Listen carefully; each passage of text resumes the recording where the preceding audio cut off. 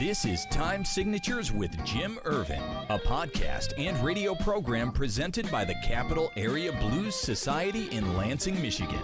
Most any contemporary musical style can trace its roots back to the blues.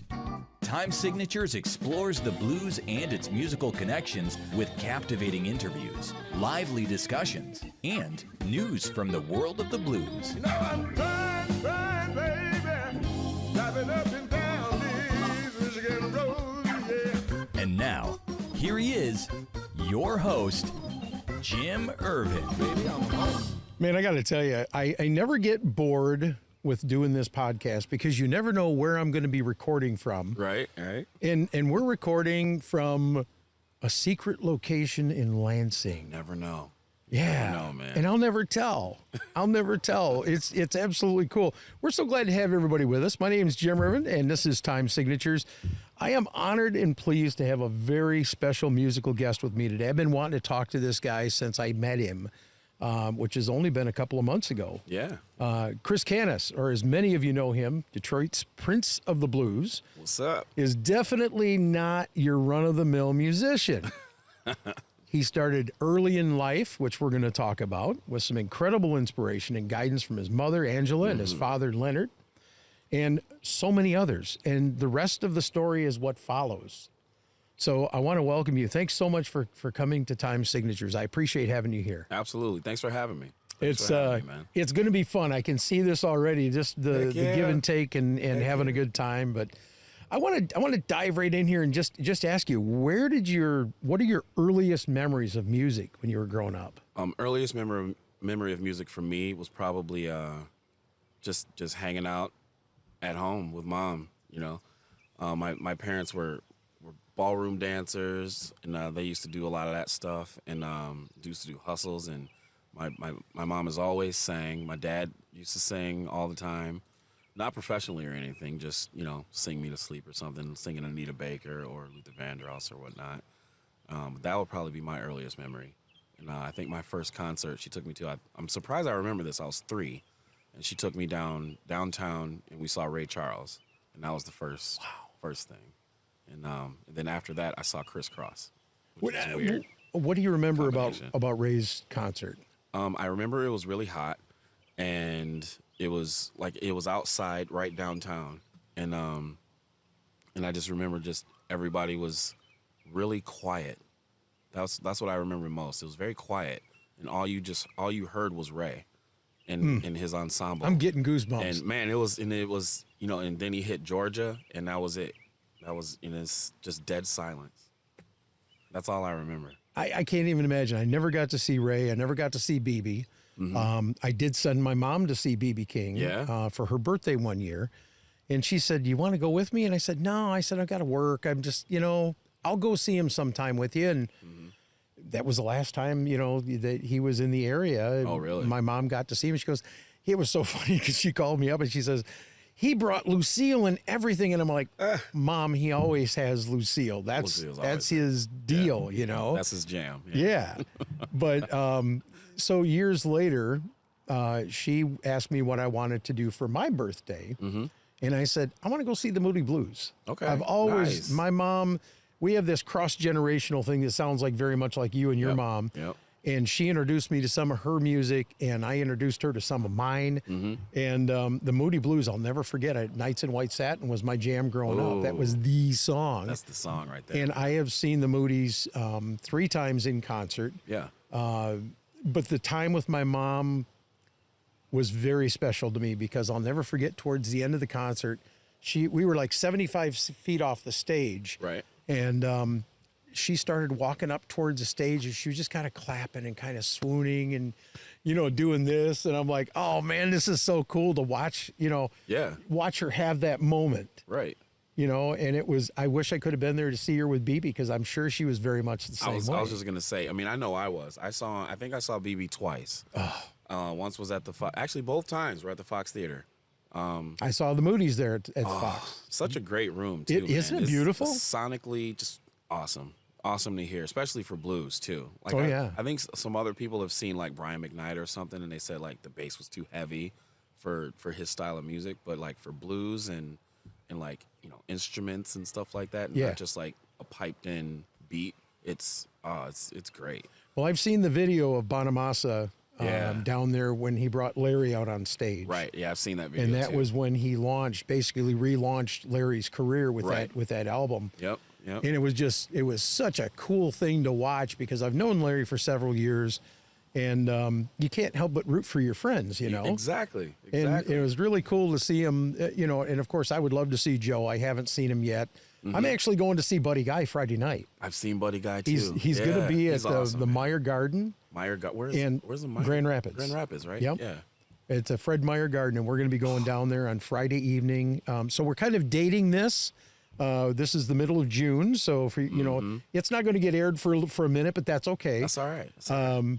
And I'm really looking forward to it. And then we're going to see the Warren Treaty next week for the Ooh, Sonic Lunch in Ann awesome Arbor. group. Yeah, man. And we're going to see Thornetta in October down in Albion at the Balm on a Monday night. Yep. So Yep. this is so cool because this is like my year for the blues. I'm doing all kinds of stuff and meeting people and talking to really cool people and I'm hoping to get Toronzo Canan on. Good man. And man. oh boy, does he put on a show. Man, I'm telling you, like I first met Toronzo. It was here in Lansing. I first met Okay. Toronzo. It was during Michigan Blues Fest. Okay, yeah, It was called something else back then. I'm not sure if I'm allowed to say what it was called. that's all right. It was Old Town Blues Fest. It was called Okay. Old Town Blues Fest. And yeah, I was a little bit late, and like I had to have Frog like start the first song because I don't know what was going on that day. I don't remember now, but and I remember Toronzo had like his overalls and his hat, his pimp hat. You know, he always got the pimp hat on. yeah. And he came up to me after my set and he was like, "Man, that was fire. That was the Chicago way." I was like, Chicago way, huh? All right, I got Wrong, it. it's Nice Detroit. nice little segue. Well, he has the album Chicago Way. Yeah. I was like, that's an honor for me to hear you say that was the Chicago way because it's a lot of your players actually migrated from Detroit to Absolutely. Chicago. So Yeah. you might not know that. No, I A didn't. lot of people didn't know that. That's fantastic. He put on a great show down at the Jackson Always. Blues Fest. Man. Joanna Connor closed out the night. Joanna, oh my God, Yeah. Miss Joanna. Yeah, you were. Where were you? Man. You were in Detroit or something that weekend. It was not this past weekend, but the weekend before. I was here. Were you up here? think I No. was It here. was. It was. During Yeah, Jackson yeah, Blues but it was Fest? the night after you were here. Right. Okay. So the 10th. So they were on the Friday. And I think you were in Ann Arbor on the hill, right? Yep. There you go. I was at Top of the Park on Top of on the that park. Yeah, I Friday. got it right. Yep. Okay. So all right, we could do this all night. We could. We Yeah, actually. But I want to get back to this and talk about you a little bit here. What was your favorite song when you were growing up? Did you have one that just sticks in your mind? And It varied as I progressed. It started off as it was a Luther Vandross song. It was a Bad Boy Having a Party. Okay. That was my jam when I was in diapers, pretty much. And then I don't know what this song did to me at the time, but as I was getting older, I heard an old Aretha Franklin version. She was a little bit heavier back then. She still had the fro. You know, she still sat at the piano all shy. And it was Bridge Over Troubled Water. Ooh. That was like one of the first songs that broke me down to tears. And from that moment on, I was like, this is what I need to be like. Like, this is what I need to do musically, is move people and bring out the emotions that she had in that song. And that one single performance of just her and the piano and then like two background singers. I think it was on a talk show, Ed Sullivan, or I don't remember what show it was, Wow. but he just was Aretha Franklin. And then she just, bam, gentle, smooth. She didn't overexert herself. there's got to be video like that somewhere. I'm gonna There have to. is a video, On and YouTube, I go or- back to it every now and then to remind myself, this is what you need to be. You right need to here. send me a link to that. I will send it to Seriously, you. I want to see I'll that. send it to you. Because Yep. I'll tell you what, I love when you get to see an artist redo a song Mm-hmm. that somebody else did, do a cover of it, but make it their own. Man, it's You know? it's hers now. Yeah, Like, it belongs yeah. to her now. So That's crazy. Because So- that's That's That was crazy. one. So I want to go back. I want to walk you through your younger years. You started playing cornet in school, Yep. Fifth grade. but you found your way down another path, didn't you? I did. There was I and I'll never forget this. This man was pivotal into what I do now. Okay. His name was David Drake. He was my instructor in middle school and my football coach. Okay. And I told him, I was like, I don't want to play football. I'm a soccer player. That's what I, played soccer for 15 years. And he was like, no, I think you'd be good at football. I was like, all right, fine, whatever. As long as I can continue to do band and football at the same time, then we're good. We don't, I'll do for you, you do for me. Let me play band, and then, we'll go that way. Right on. So I was in 6th grade and finally got to trumpet or cornet rather. Same instrument, pretty much. It's slightly different. Right. And I remember he wanted me to be a kicker. And I was like, all right, I'll be a kicker, sure. You wanted me to play football to be a kicker? He's like, well, you play soccer. I was like, all right, fine. So then I started as kicker, and then he saw how fast I was, and then he switched me to running back and kicker. And then he saw how hard I hit, so he put me on running back, kicker, and linebacker. Oh, man. He was like, dude, you're going to have to do something for me now. Like, I can play band more, or... So he upgraded me to 8th grade jazz band because he said, you're great at classical, but you're putting a little too much stank on this Beethoven. So Okay. you're going to have to go to jazz band. Go do that. Right on. So he put me to jazz band, and that was it. From that point on, we had a guitar player in class who was supposed to play trombone, but he also played guitar. And I was like, dude, I want to do that. Like, what is that? And that was it for me. Now talk about the old P bass that you found. That's heartbreaking. Do you still have it? No, You I don't. don't Okay. still have it. Okay. And it's very hard to talk about because it was my grandfather's P bass, and Okay. it was very old bass from the 60s. And I found it cleaning out my grandmother's garage. And I just happened to find it. I was like, what is this? It's like, it was covered. I think it was like jet brown. It was like as brown as that garbage can over there. Okay. And it was just so gross and Yes, so dirty. we're sitting outside, by the way. We are outside. That's now. why you can hear We the are birds outside. singing. You hear birds and wind and footsteps and squirrels. But no, I found that bass and I just wanted to know what it was. It only had 2 strings on it, so I cleaned it up and shined it up real nice. And still, I think the bridge was broken, so the only two strings could work. So I was like, all right, well, I'll fiddle around with it and see if I can get it to work. So I got sound. So I was like, okay, I got sound. I'm good. I can try to, do what the kid on guitar in my jazz class was doing. There you go. So I was like, fine, I can learn something. So I learned Tracy Chapman, Give Me One Reason. Yeah, And yeah. then I learned Yeah. some other Funk Brothers stuff. And it was very limiting because there's only 2 strings. Right. And then I think a year had passed and I was still playing those 2 strings, happily, mind you. And my mom was like, you know what? Open this gift right here. And it was like, it was a bridge. And I was like, I don't really know what this is, but thank you. And then, I didn't think anything of it. And the next thing I know, she said, all right, here's something else, like a week later. And that bridge was now on the bass that I found. And Wow. it said Badass Bass on it. Badass Bass 2. It was a Badass Bass bridge. And I was like, all right, I can get 4 strings now? Or is that what this is for? Because I knew nothing about guitars at Right. all. So yeah, then she got me some strings. And I was like, ooh, more notes and more things I can do. And then I just started playing bass. And that was my first love, first stringed instrument. Wow. And then after that, I went to piano. And then after that, I went to saxophone. Then after that, harmonica. And then so on and so forth. Many instruments later, finally got a guitar. It was a bright red Squire Okay. Strat style guitar. And it sounded like trash.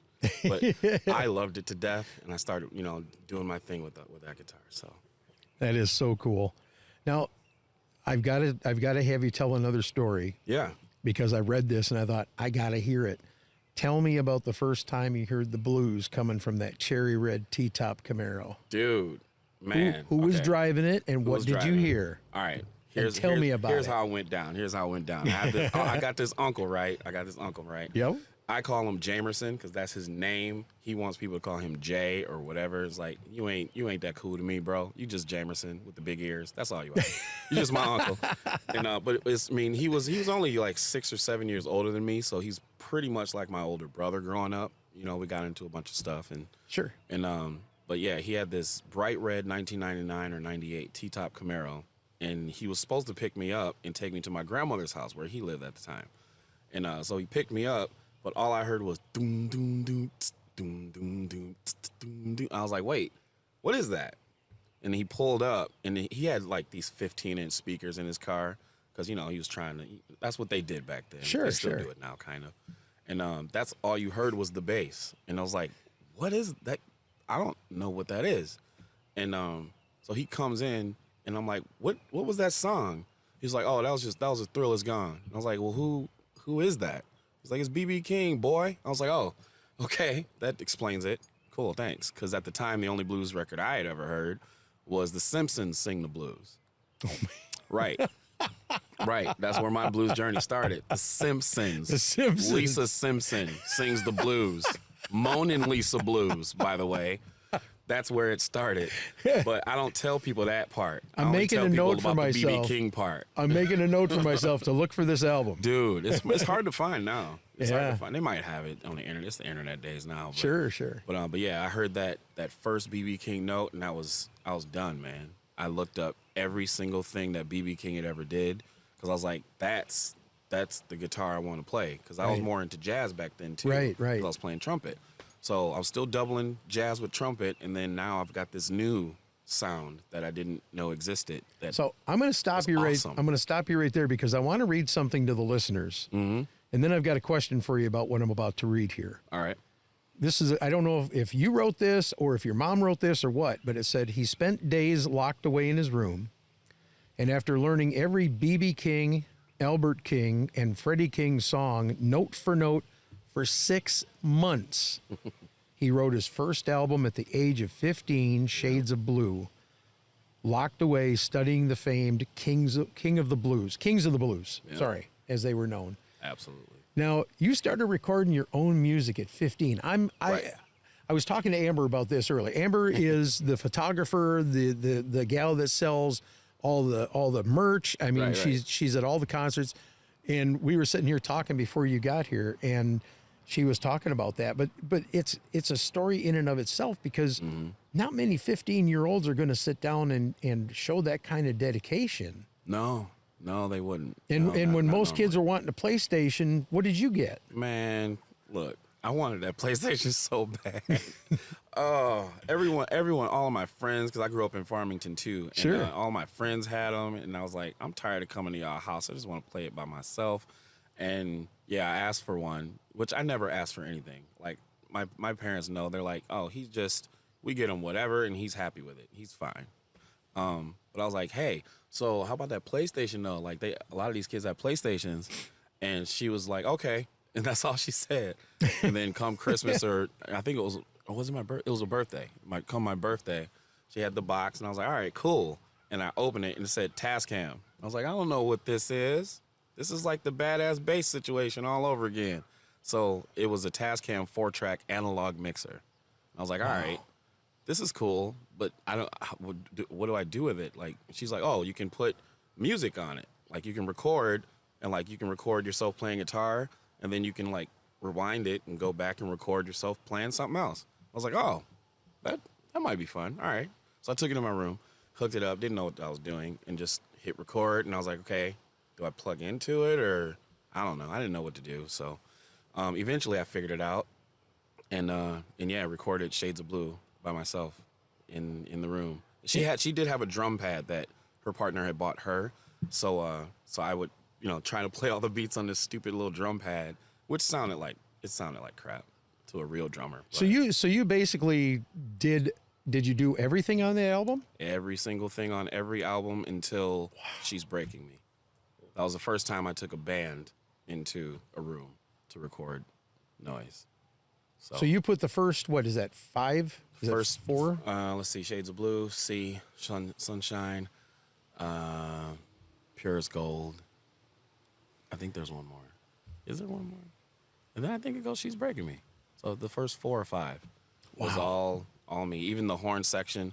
And I only had 4 tracks, so I had to figure out a way to get more instruments Sure. instead of having only 4. So I was like, okay, well, if I record one track, can I like record and then have that track playing so I can double up on tracks and just do it that way?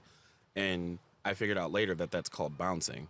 So Okay. you record one track and then you play it and you record something else, and now you have 2 instruments on one track. Wow. But I had to keep doing that back and forth, back and forth. And the problem with doing it that way is you have to play it perfectly every time and in time. Oh, I with can yourself. imagine. Yeah. So it's like, it was a headache. So that's why I'm so good now at keeping like drummer time, because I've had to do it by myself so much. So yeah. That's very cool. Yeah. And you know, you released that first album, and shortly thereafter, you were exposed to Iwana.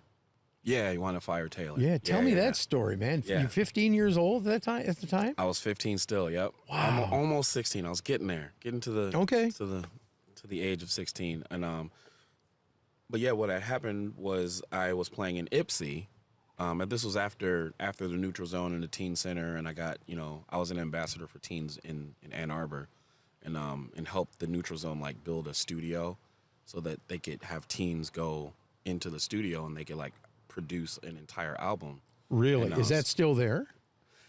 The Neutral Zone moved, so I don't know Okay. if they kept the studio that we all built. But Okay. the original Neutral Zone on Main Street in Ann Arbor, the building is still there. Okay. But they probably moved the studio. But we had sound reinforcement and everything. It was awesome. And Yeah, I mean, that's really cool. teens could like go in and like record a whole whatever they want, and then, you know, it was a cool spot. It was a really cool spot.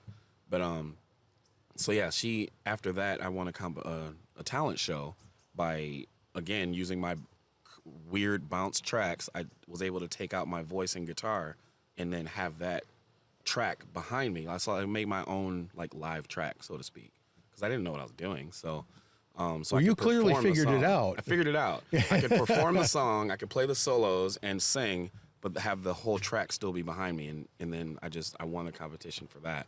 And then after that, I started going to Ipsy, and my mom was recording me like play at these blues jams, and it was the Tap Room at the time. And Iwana used to go to the Tap Room, and she saw me. She was like, "Oh, we gotta have you, baby. So we gonna take you on the road with us." So I hit the road with Thornetta, or not Thornetta, but with Iwana. And then after Iwana, I eventually met Thornetta too. Okay, yeah, and I was gonna kind of ping pong into that. When you were like 18, Mm-hmm. you basically were taken under the wing of Thornetta Davis, who is phenomenal Yeah, in the Thornetta's Detroit great. blues scene. I Thornetta, mean, she's the queen. I mean, she's great. you got the Prince, you got the Queen. I Right. mean, I would consider we need a king. Like, I didn't want to be king because kings are, you know, they're up there. They've been doing stuff. So I would say like maybe Larry might be the king. yeah, Let's say he's the king. okay. Yeah. You know, he's another guy that's very much like yourself, very humble. Yeah. And I think yes. he might He's a argue great with guy. you, and he might say, no.